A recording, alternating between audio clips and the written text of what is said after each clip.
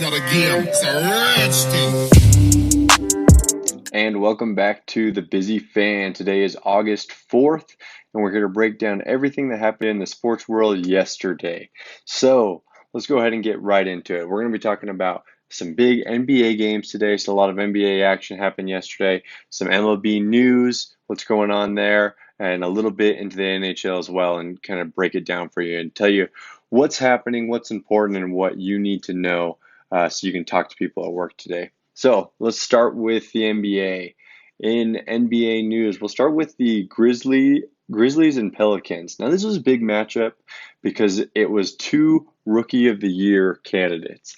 Everyone going into the year assumed Zion would be Rookie of the Year, and then he got hurt and didn't play for a while. So Ja Morant from the Grizzlies was going off, having a great season.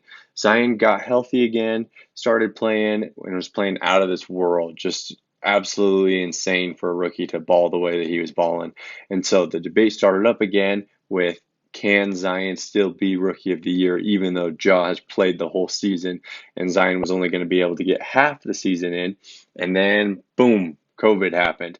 Debate over, or at least I would think the debate is over because Zion only played it in a handful of games, and he played great in those handful of games, but Ja put together most of the season's worth of work. So this is a big matchup, kind of show what they have going at each other. Zion is still pretty limited, and he just got back to the bubble a couple weeks ago, and so they've limited what he's able to do, how many minutes he gets and everything, but he is making the most of those minutes, man.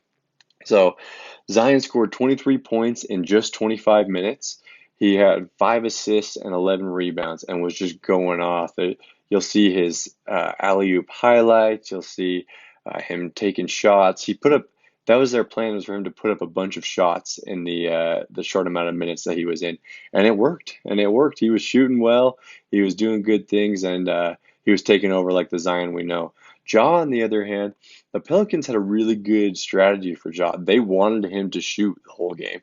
And so they left him wide open. He only scored 11 points. He had a good amount of assists, but he was 1 from 10 for 3 and 5 for 21 just in field goal shooting in the 39 minutes that he played. And if you watch the game, what you saw was the Pelicans would just leave him, just let him sit there and take wide open shots. If they were going to lose, it was because Ja just got hot and he just didn't. So I don't know. I mean, I still think that you can't give Rookie of the Year to Zion after only playing a handful of games, but I bet people make the argument after this head-to-head matchup where Zion played significantly less minutes and dominated by a significant margin. Now let's move on to the Jazz Lakers. This was a pretty good game for most of the game until the third quarter. And the Jazz packed it in, man. They just didn't have anything. They committed, I think it was like 8 turnovers in the third quarter. I don't know how many they had in total, but they did not look good in the third quarter and basically just gave up the game right there. Anthony Davis was unstoppable. He scored 42 points and just it seemed like every time he was touching the ball, something good was happening. He was shooting threes and getting fouled. He was, posting them up, taking them in, doing everything right. And LeBron, on the other hand, started off slow. He had like 10 points in the first half, and I mean, he didn't have to do a lot. Like he was kind of controlling the game, doing his thing, but it definitely wasn't like a normal LeBron night. He didn't just choose not to score points. He wasn't getting his shots and didn't have the opportunities until that third quarter when the Jazz started committing all of their turnovers, and he just turned it back on again. He everything but his hair plugs was on point in that third quarter. He had a little bit sketchy hair going on, but he was shooting good, doing everything. And then third, fourth quarter, he just took over and sealed the game. I mean, I don't know, took over. Anthony Davis took over, but LeBron definitely, with his 22 points, he definitely put in something at the end there. The Jazz, on the other hand, Donovan Mitchell went off. He had 33 points. Seemed like he could get to the hole whenever he wanted. He was doing good things. Mike Conley, who's been hit or miss this year for the Jazz, had 24 points. So that's a good sign for the Jazz. but Joe Ingles, one of their really good shooters, had 5 points in the game. Especially with Bojan out, they need people who can shoot, and they're just not getting it. And this has been the Jazz of the last couple of years, is they will get to the playoffs. I know we're not the playoffs yet, but we're coming up on that time, and their shooting just stops. And so they're gonna have to figure out a way to turn this around pretty quick. Jordan Clarkson was honestly the biggest storyline for the Jazz. His plus minus was minus 19. He had 6 points on 2 for 13 shooting. This game and last game just haven't been his games. Hopefully he gets it back together and starts moving. The Jazz need him for sure. Finally, Nuggets Thunder. The Nuggets win in overtime, 121 to 113. Michael Porter Jr. had a career high with, 37 points.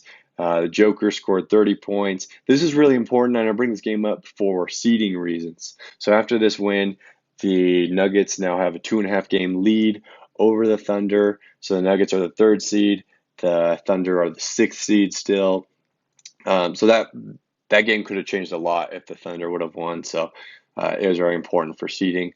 And then one last thing in the NBA, I don't even want to bring this up, but in the nature of what people are going to be talking about, Dan Le Batard, he brought up on his show Jonathan Isaac for the Magic. He didn't kneel. He was the first player on Friday not to kneel for the national anthem. And then on Sunday, he tore his ACL. And so Dan Le Batard put out this poll asking if it was funny that someone who didn't kneel tore his ACL. Absolutely ridiculous. Of course, it's not funny that anybody tears their ACL or has a serious injury like that. But people may be talking about that. That's what they're talking about. Dan Le Batard came out and apologized and said it was out of context and that he didn't think it was funny that he had a torn ACL, but still just absolutely classless, in my opinion. So that's your NBA news. And the MLB, this was big. Jonas Cespedes, he plays for the Mets, and they haven't been able to get a hold of him the last couple of days. The organization and most of the fans were pretty worried because they weren't hearing anything from him. Finally, heard something back from him. He has opted out due to COVID-related reasons for the season. Don't know exactly what that means, but that's the news. Honestly, we're just glad that nothing absolutely horrific, that he could get a message out, right? That he's not in any like extreme danger right now.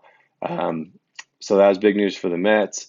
In other MLB news, the Yankees beat the Phillies 6-3. Aaron Judge didn't hit a home run, but still playing unstoppable, looking really good. Most people believe the Yankees and the Dodgers are the 2 best teams in the majors right now. So we'll talk about those teams. So Yankees win, look unstoppable. Dodgers lose to the Padres 4-5. A lot of the Dodgers' big bats have looked slow. They've had some other people step up, but their big hitters haven't really been stepping up this season. So we'll see how that goes. See if that changes for them or if that's just how it's going to be this year. And then finally, let's go into hockey. Yesterday, we told you the Lightning versus Capital was the game to watch and the game we were interested in. And boy, we were right. That game went into overtime and then a shootout. The Lightning ended up winning 3-2. Throughout the game and on our breakdown, what we saw was it was all about turnovers. The Capitals, or the 2 goals the Lightning scored in regulation, the Capitals were it was sloppy stick play on their own end.